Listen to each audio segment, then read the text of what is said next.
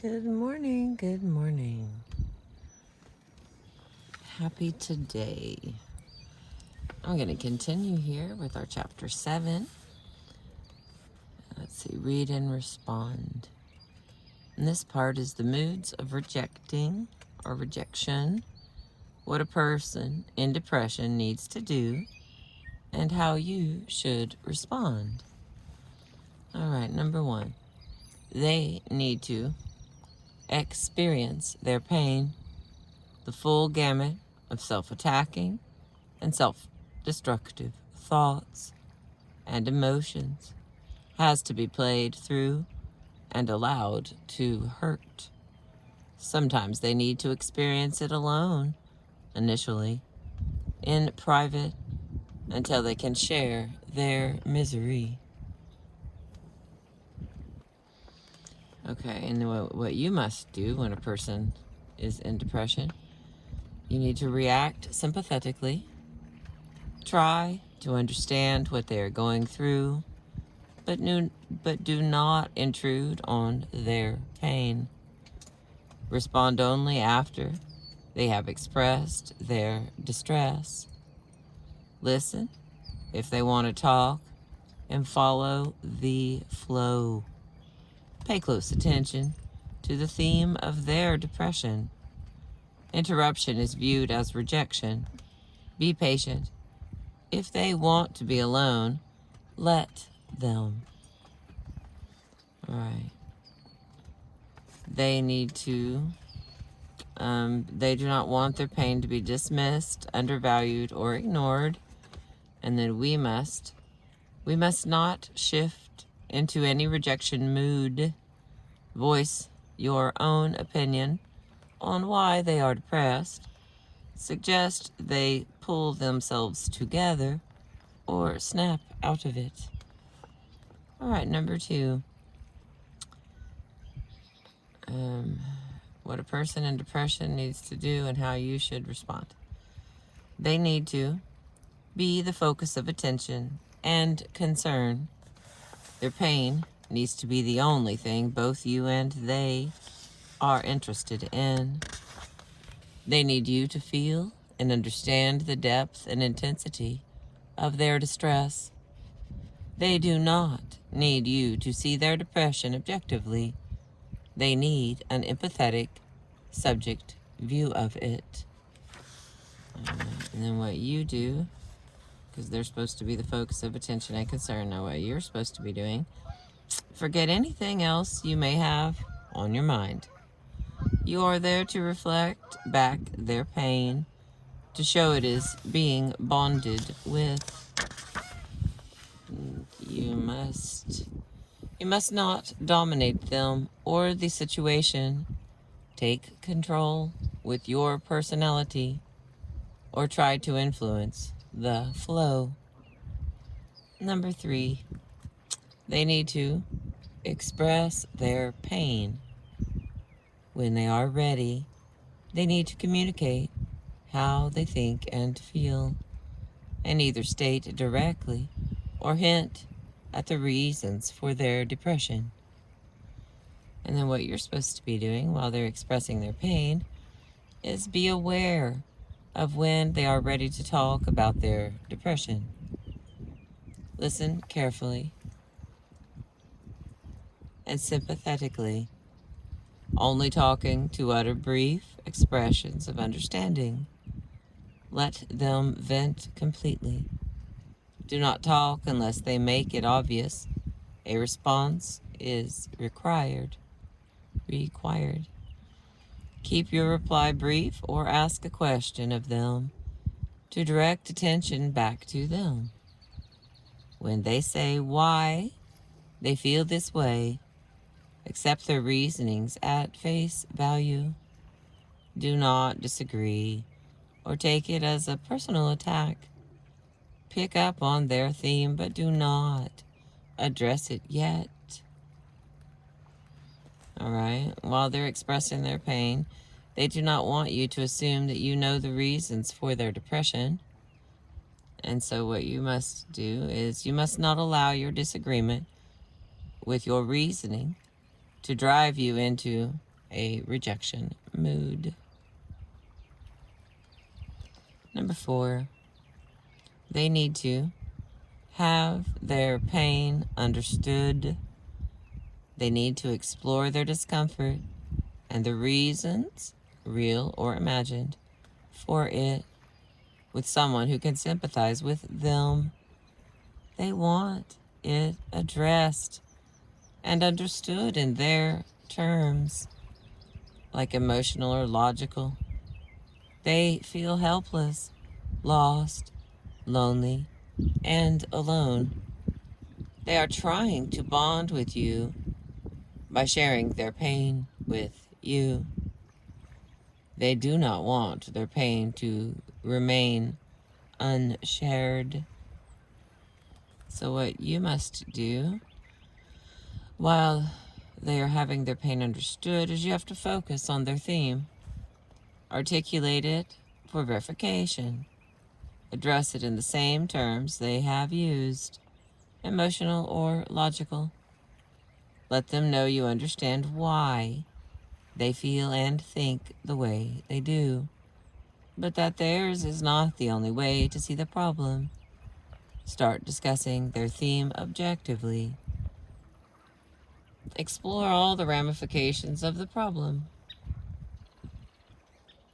Make them realize they do not have to face the problem alone. And you must not allow your own subjective view to color your approach. And the final one, number 5. They need to be released from their depression. Unless and until they can see a way out of depression, they know the pain will continue. So they search for any valid escape from it. They often suggest solutions in terms of if only ... They are hoping you will be able to show them a way out.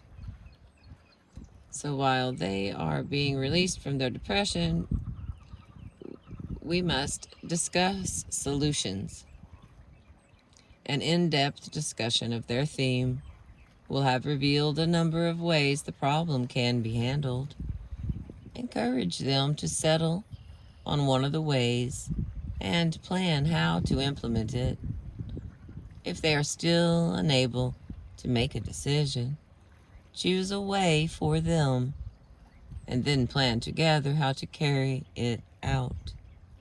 Let them know your combined strength and resolve will solve the problem.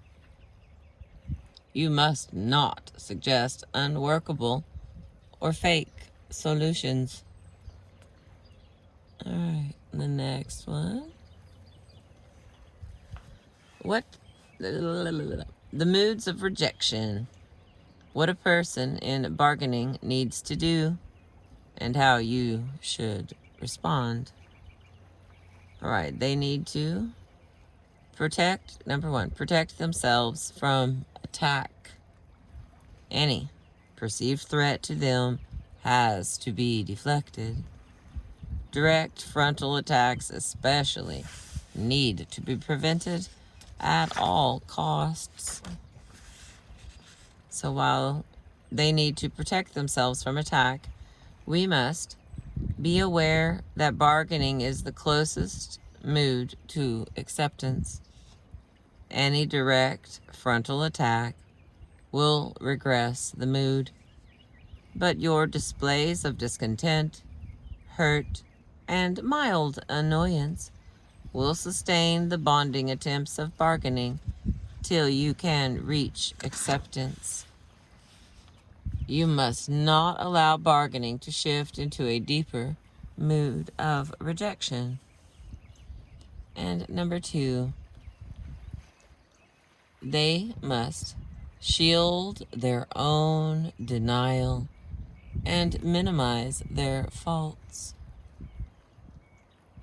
They need to feel their position is justified in the circumstances, that there are valid reasons for their stance, and therefore they are not being unreasonable. So while they are shielding their own denial and minimizing their faults, we are supposed to avoid challenging them directly. Acknowledge that you can understand why and how they think and feel the way they do, and that from their point of view, their actions were justified, but ... Then give your perspective and your reasons patiently and logically, without laying blame, while displaying how you have lost out and been hurt. Now, on their side, they do not want to admit or acknowledge openly that they are solely at fault. So you must not confront their denial directly or overemphasize their faults. Do not force them to admit out loud total responsibility for fault. And number 3 in bargaining, they need to adopt a peripheral approach. Because of their dislike of frontal attack, they need to tackle the problem obliquely, concentrating on minor aspects of their problem to prove their point of view is correct and justified. So while they are adopting a peripheral approach, we must patiently allow them to approach the problem in their own roundabout way. Meet each point they make sympathetically, but conclude every point by logically relating it back to the central issue. Read their many-stranded theme carefully and try to identify its core concern. You must not try to dominate or take control of the approach by dismissing any peripheral issues as unimportant or irrelevant.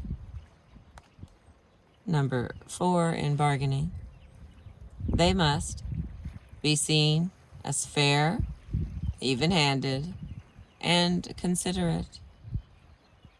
They need you to acknowledge that there is no malice behind their actions and that your interests are also being taken into account.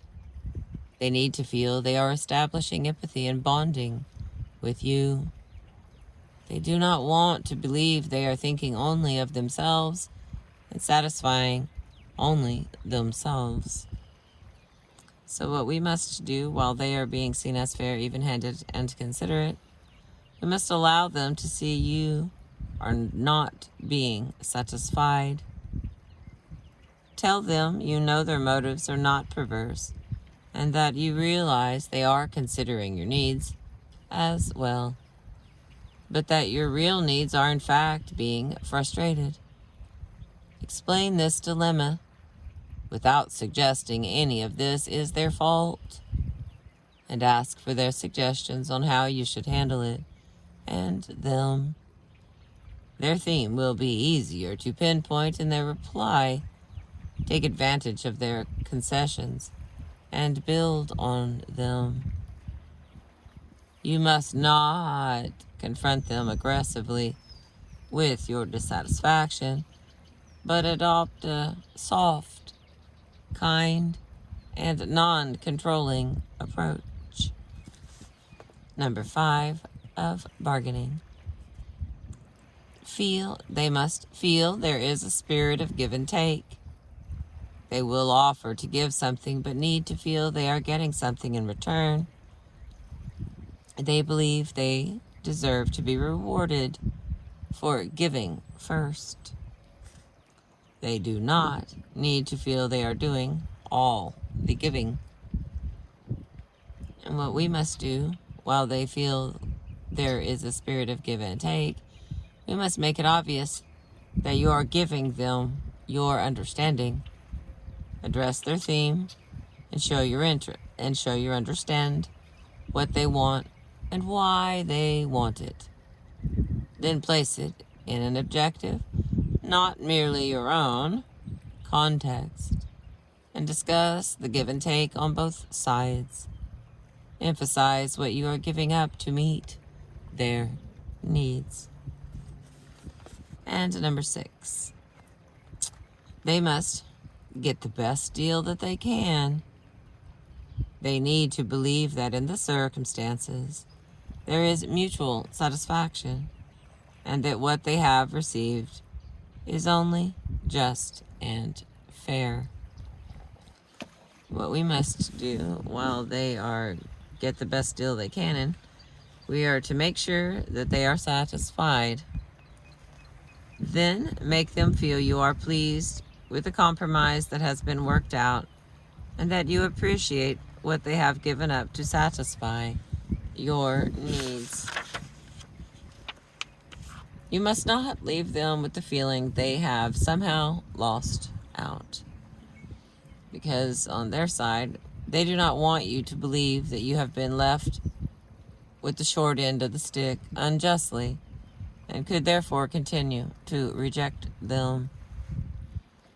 All right, and the next one is the moods of rejection, what a person in denial needs to do, and how you should respond. This is denial in form 1, the denial of the truth to self, or self-deception. All right, denial, stage form 1. They need to hide in denial. They need to put up a barrier against the truth. They are not capable of facing the reality of a situation, or even trying to come to terms with it yet. They need to protect themselves from the harmful effects of the truth by convincing themselves nothing has happened. They do not want to be able to see the situation clearly or objectively. So here's what you must do while they hide in denial. You must stay in neutral. Allow them to absorb the shock in their own time, and try to come to terms with the truth without your interference. Most denial is temporary, and they may be able to come out of it themselves. You must not immediately force them to confront the truth directly. This will send them deeper into denial, because they do not want to be able to see the situation clearly or objectively while they are hiding in denial. All right, number 2 for denial. They need to avoid facing the truth. They need to cling to anything that prevents them from having to acknowledge the truth. By totally ignoring it, by convincing themselves it does not alter anything, by believing they are the only ones interpreting the facts correctly. They do not want to be shown they are wrong. So while they need to avoid facing the truth, we must make them aware that you know the truth. No matter what they may want to believe themselves, or want you to believe, every time they do or say something that ignores the truth, tell them logically, calmly, and non-judgmentally why you can't go along with their reasoning. Tell them matter-of-factly. Pick up their theme and try to identify what their core fear of accepting the truth really is. You must not respond emotionally, even if they react in anger, or try to force them to agree with your point of view. They do not want to be shown they are wrong. Number 3 of denial. They need to convince themselves they are not deceiving themselves. Any argument, however illogical, will be used to prove to themselves they are right. They fear they will diminish themselves in their own eyes and not be able to face themselves. They do not need to be humiliated or belittled. So while they are convincing themselves they are not deceiving themselves, we must stay out of their internal mental wrestling. If they try to justify their behavior to you, do not react negatively. Listen with interest and show that you are trying, sympathetically, to understand why they think what they do. Allow them to know you think otherwise, without saying so directly. Listen carefully for their underlying theme. You must not give them the impression you will reject them if they admit to the truth. They do not need to be humiliated or belittled. And number 4, they need to convince you that their point of view is correct. Depending on the intensity of their denial, they will use anything that will work on you. Outright lies, trickery, evasion, pretense, stubbornness, bargaining, anger, and depression. They do not want you to remain convinced otherwise. Okay, so while they need to convince you that their point of view is correct, we must remain unswayed. Let them know that to you, the truth is so obvious that whatever they say or do, you will not be convinced otherwise.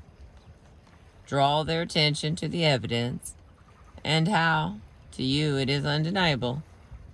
Gently try to point out all the factual and, in the context of an argument, emotional evidence that may help persuade them to accept the reality of the situation. Be prepared for their sudden shifts into the other moods of rejection in their manipulative attempts to win you over. You must not allow them to think that if they persist in their line of reasoning or manipulation that they will ever succeed in persuading you to see things their way. They do not want you to remain convinced otherwise. And then the last one is number 5. They need to block out, oh, there comes my bird friends. They need to block out the inevitable consequences of facing the truth. They fear what will happen if they accept the truth. They doubt they will be able to cope with the consequences, especially your rejection of them. They fear being generally ostracized.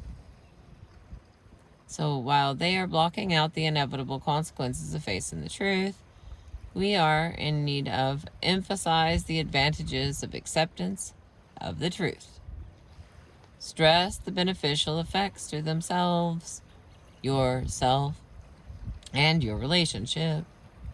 Make them understand that much as you want to, you cannot really trust them if they continue to deny the reality of the situation, and that your relationship is being adversely affected. Address their main cause of concern, their theme, and suggest ways of dealing with it. Show them that if they accept the truth, you will still care for them and will work the problem through with them sympathetically. Let them know they will not have to face the consequences alone. You must not abandon them. They do not want to face the greater rejection they think will follow their acknowledgement of the truth. Alright, into that chart. Oh, hang on, let me get a drink. It's like, I got like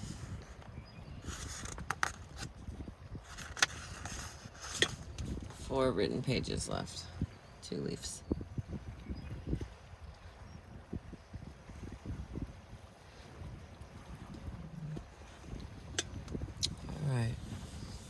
finish up this chapter. That's what I think anyway.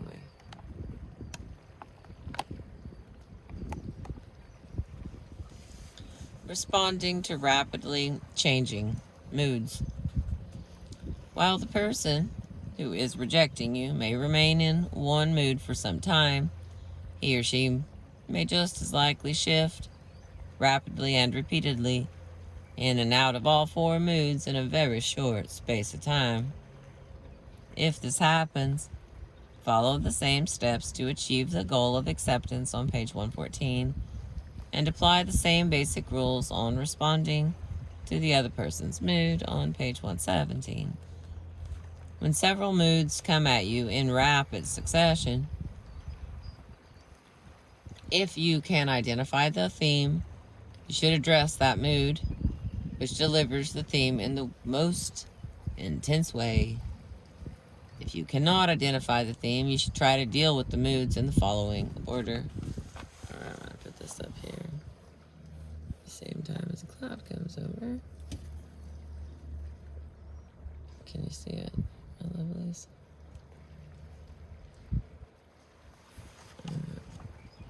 Let's get the beauty back. All right. Number 1, bargaining. Because it contains the least amount of outright rejection. Number 2, depression. Because it may only require a sympathetic response. Number 3, denial. Because it is a very difficult mood to sway. And number 4, anger. Because there is nothing you can do about anger except allow it. All right. An example of moods coming thick and fast was seen in chapter 5 in the exchange between the husband, John, who is being driven crazy over his inability to make Lucy understand that the annual invasion of her family is ruining their own family life, and Lucy, who feels John is responsible for her loneliness. Once John realized how and why both he and Lucy had been using the moods of rejection against each other for so many years, he determined to try for a solution. In a practice exercise, John re-scripted their original exchange. Apart from altering the way he would have brought up the subject in the first place, he rewrote his response to her. Here is how Lucy had reacted the first time around. Lucy: I love my brother. You're going to have to understand I miss him when he's not here, and he misses me. She is locked in denial. She simply ignores his theme and his bonding attempts. She is in total rejection of him and his position. Lucy says: Besides, with you on the road so much and the kids away at school all day, I get lonely. Now here her theme emerges in depression. You leave me alone and lonely. And in bargaining, by hinting, so I don't deserve some company. I left something out of the other part. Besides, when you're on the road so much and the kids away at school, I get lonely here. Having them all in the house for 3 weeks is great for me. So she's hinting at, so I don't deserve some company?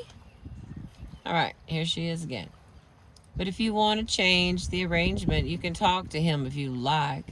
I don't want to hurt his feelings. Here, she does an about face, out of denial, and shifts into bargaining, conceding that he has a point, and then offers a deal. The next comment or statement: No, on second thought, I don't want you to do that. You're so blunt, you'll offend him. Now here she is fearing she will lose out on the deal. She swings back into rejection using denial of her husband's personality. All right. Having neutralized his own moods and read his wife's mood language and the theme it contained, John decided he should have responded instead like this. I know that you're lonely, darling. I probably can't understand how hard it is for you being here by yourself, or how difficult it is for you raising the kids virtually by yourself. You've no idea how much it hurts me when I have to leave you alone so often. I'd much rather be home here with you. All right, here. Since he can identify her theme emerging in depression, he addresses both the theme and the mood. He responds to it with the rules: being sympathetic, understanding her pain, and seeing it in her terms, bonding with it, focusing on her theme, and addressing it. And the next one. John says, I'll try to cut down the traveling so you won't be so lonely. Maybe you could even come with me sometimes. We could make arrangements for the kids for a couple of days every month. Or I could look for another job. Here, when he sees that the intensity of her depression is lessening, he proceeds to give her ways out of her depression and the denial within it by discussing joint solutions with her, letting her decide what is best. But his offer to find another job could be dangerous if it is a fake solution, because she could take him up on it, and he would then have to reject her. All right. John then scripted the reply he thought Lucy would probably make. All right, here's what Lucy says. Okay, one more page. Lucy says, well, maybe I could leave the kids for a couple of days. Here she comes out of depression and into acceptance, bonding with him again, and chooses the suggested solution she feels happiest with. Now Lucy replies, oh, John, I don't know how you've carried this 75 hours a week workload you have with that stupid job. Here, she then shifts into bargaining, shielding her own denial and minimizing her faults by deflecting blame onto his job. Then she states, let's see if we can't work out something with my brother. What do you think we could do? Here in acceptance, she bonds with him and is willing to discuss jointly made solutions. And the last one. I'll spend more time with you after he goes. Or I could, ... Here she slips into bargaining again to get the best deal for herself. Now here's John making a statement.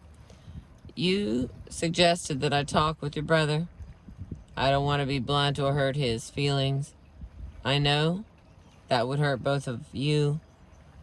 Between the two of us, what can we come up with to say to him that will make everybody happy in this situation?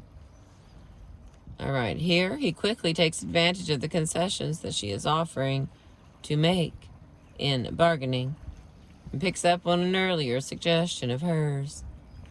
He keeps bonding with her as he plays on her bargaining need to be seen as fair and even-handed.